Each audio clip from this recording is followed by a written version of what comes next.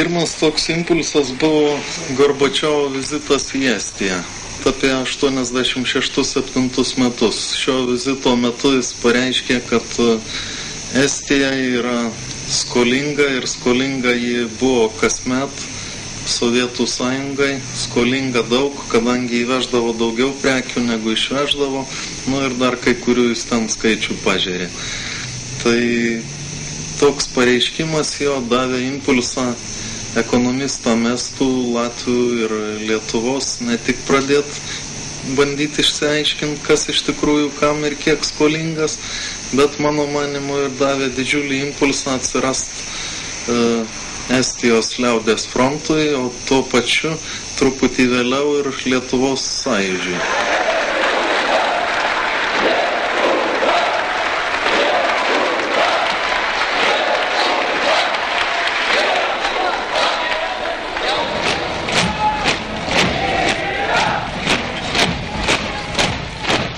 Nuostolius, kuriuos mes patyrėme, galima būtų pradėti skaičiuoti nuo 20 metų. Tačiau kalbant apie didžiausius nuostolius, apie 40-osius, 41 metus ir vėlesnį laikotarpį, tai galima būtų suminėti visų pirma mūsų auksą, kuris buvo deponuotas užsienio bankuose. Taip pat buvo išvežta lietuviškos sidabro monetos, litai, brangenybės, kurios buvo saugomos bankuose, tame tarpe priklausančios gyventojams deponuotos banko seifuose. Man rodos, kad Lietuvos gyventojai ir ne tik Lietuvos gyventojai turi maždaug įsivaizduoti, kokio dydžio žala yra padaryta matuojant ekonominiais matais, rubliais ar doleriais ar litais, nesvarbu kuo. O kas link pragmatinio aspekto, tai noriu pasakyti, kad ne mes buvom iniciatoriai šitų skolų skaičiavimo. Ne mes pradėjom kaišiot Sovietų sąjungai, mėtyti tokius kaltinimus, kad jūs mums skolingi, jūs mus skriaudėt, jūs padarėt mums žalą. Bet pradžioj derybų, aišku, sąskaita turi būti pateikta pilna, kadangi mes nežinom, kokiu keliu eis mūsų partneris. –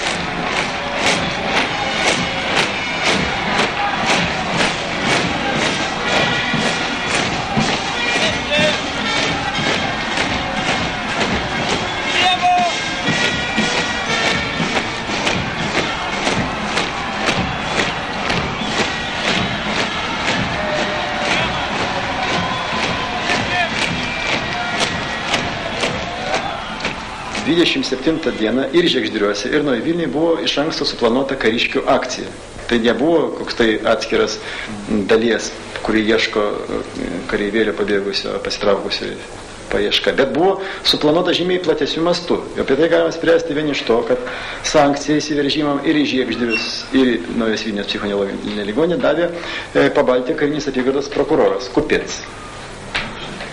Dalyvavo, kas liečia konkrečiai Naujai Vilniui,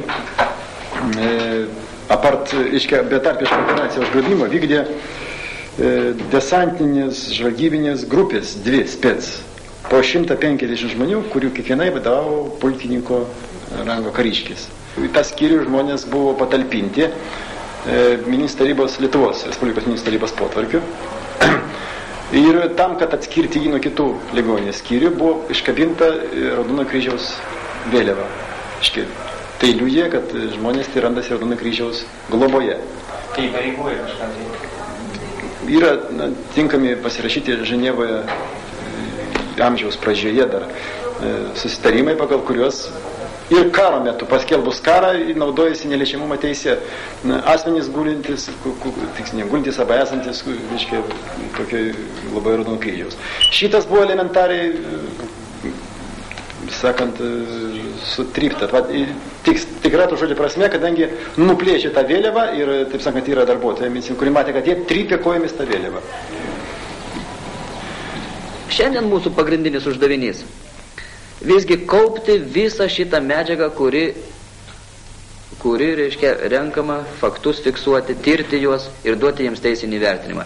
Kad mes nebūtumėm tokioj situacijoje kaip 40 metais. O šiandien mūsų pagrindinis uždavinys, tyriant šitas medžiagas, tuos įvykius tyriant, būtent užfiksuoti, kad liktų pėdsakas, kad liktų medžiaga. Ir aš esu 100% įsitikinęs, kad šitiems darbuotojams, tiems vadovams, kurie šiandien elgiasi antiįstatymiškai, sakykime, net nusikalstamai, ateis laikas ir reiks atsakyti. Aš niekiek nebejoju, kad ateis laikas jiems atsakyti pagal įstatymą. Pakol, sakykime, šiandien tokia situacija, kol valdo viską įstatymas, šitas jėga, ne įstatymas, bet ateis laikas, kada įstatymas paims viršų. Tada, man atrodo, jie ir reikės atsakyti.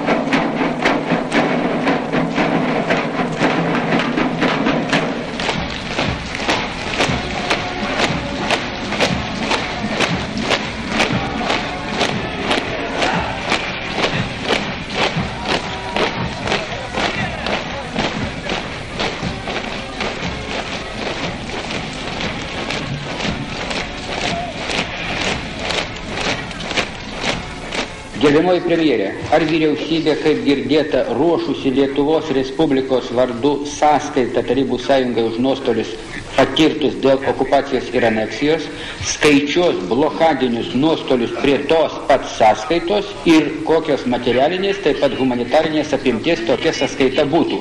O gal istorija nedidelėms valstybėms visada kaip gaivalinė nelaimė, kurios nėra kas atlygina? Iš tikrųjų, skaičiuojame tos nuostolius pagal kiekvieną įmonę, jie bus apibendrinti tie nuostoliai ir mes žinosime tą apimtį nuostolių. Ir net nepriklausomai nuo to, kad sąjungos nuostoliai irgi, sakyčiau, kai kuriuose srityse geometrinė progresija pasiskleidžia.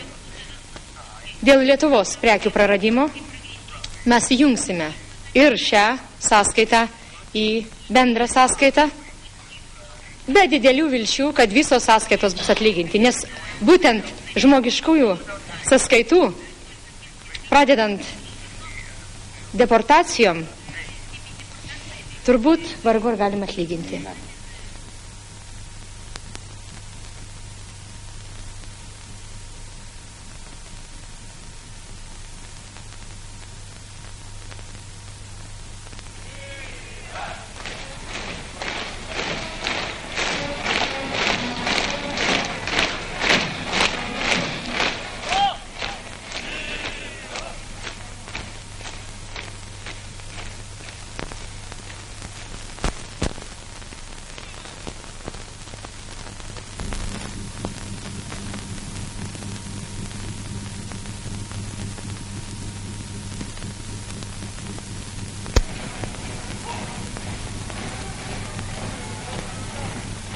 Kai pradėjau rinkti,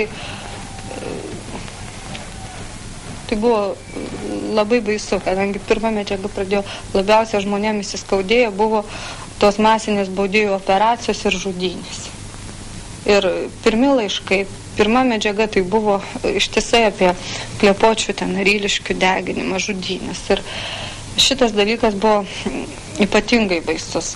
Atsimenu poveikį, kokį darė tuo tarpu, tai sunku net apibūdinti dabar.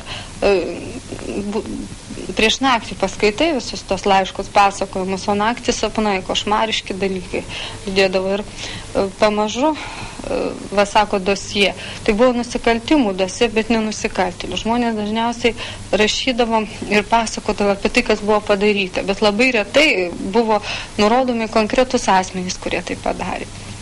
Ir pirmą kartą į tokius asmenys, reiškia, su konkrečiai žmonėm, kurie darė, tai mes išėjom Juodupį. Tada teko susitikti su vienu žmogum, kuris pagal visų liudytojų pasakojimus dalyvavo šutynėse. Vienaip ar kitaip jis dalyvavo. Ir pirmą kartą reikėjo kalbėti su žudiku, kuris įsisukinėjo, buvo instruktuotas, išmokytas. Dabar to žmogaus jau ir gyvo nebėra. Bet labai išgąsdino pasakojimas apie tai, kaip elgiasi žudikai po žudynių. Visą naktį jie žudė žmonės, jas kankino, įjungė, kaip visada, įjungė motorus, variklius ir visas, svarbiausia, kad jeigu Rainių miškelį, tai ten viskas buvo nuošaly, truputį tokia, o čia vidury nedidelio miestelio, kur nepaprastai maži atstumai, vyko žiaurios žudynės visą naktį ir visi žinojo, kas yra daroma, visas miestelis, vyrai tiesiog laikė rankose kirvius, kaip pasakojo, buvo pasiryžę, nes jeigu juos vestų net ir priešintis, bet iš kitos pusės mane sukrėtė tiesiog ir visus tos žmonės, kurie tada irgi filmavo ir rinko tą medžiagą, kaip papasakojo, ką jie darė ryte, kada ryte reikėjo jau trauktis, tai jau nuėjo į valgyklą, pavalgė, buvo linksmi, truputį pavargė. Pirštai jų buvo apraišiuoti, reiškia, merle. Ir jie juokavo, kad va, kiek daug zuikių pagavo šiandien. Juokavo. Ir buvo gerokai pavargę.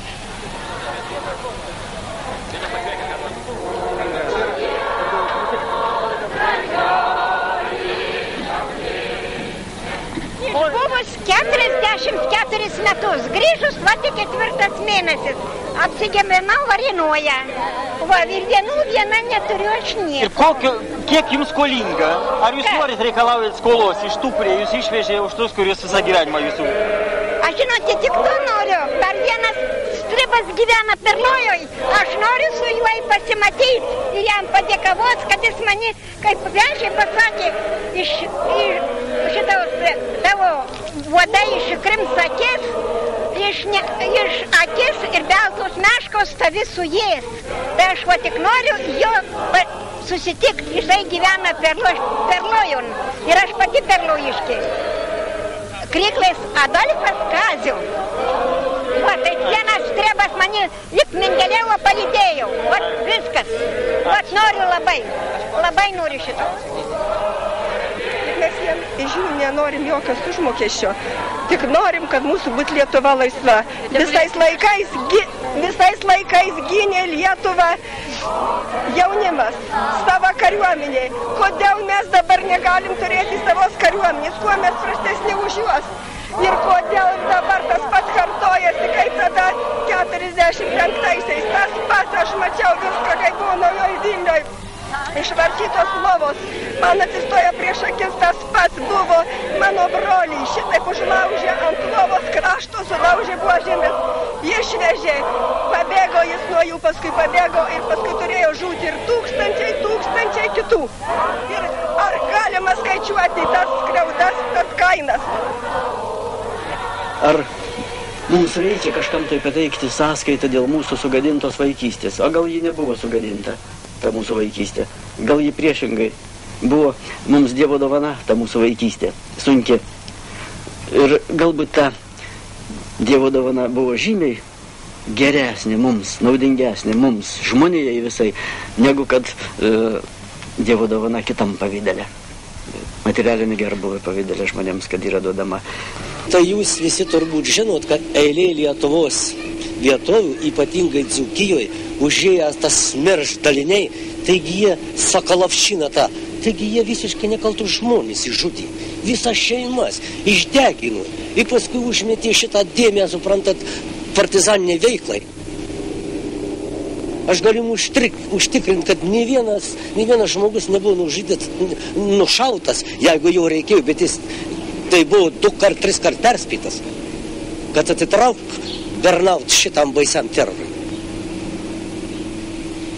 Ir aš jums ką galėčiau, suprantat, pasakyti, kada Lietuvoje 46-7 metais po ginklu buvo apie 30 000 partizanų, mes, jeigu ne divizijos dvi, kurios reguliariai Lietuvoje tada stovėjo, jeigu ne reguliari kariuomenė, kurią jie dažnai pasikviedavo kaušimam, jeigu ne tų dalis mūsų vargšų pakviesti buvo į Stribynus, ten dalisgi buvo tai dorų žmonių. Mes per 2 dienas būtume likvidavę šitą mūsų parsidavėlių grupelę. Pusė jų būtų perbėgus pas mus, tų vadinamų Stribų, o kitus būtume juos sutvarkę per 2 dienas.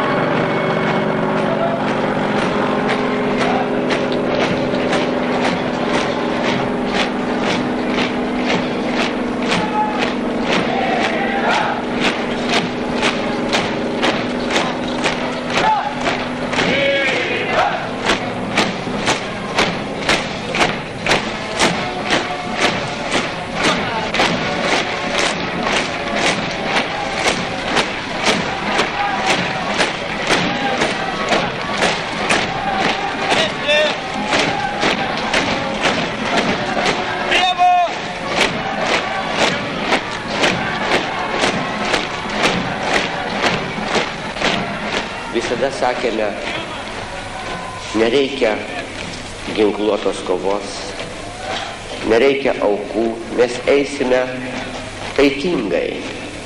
Mes manėme, kad gali būti prievartos veiksmų tiesioginių.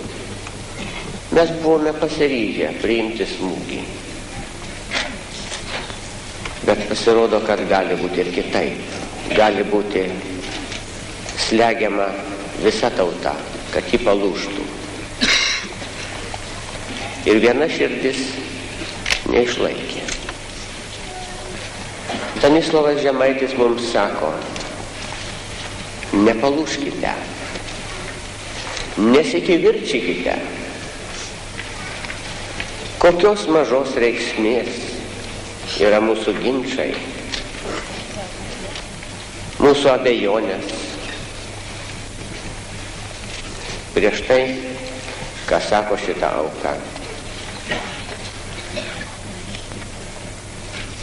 Jis sako, kad nieko nėra to, ko nebūtų galima atiduoti už Lietuvą, už laisvę.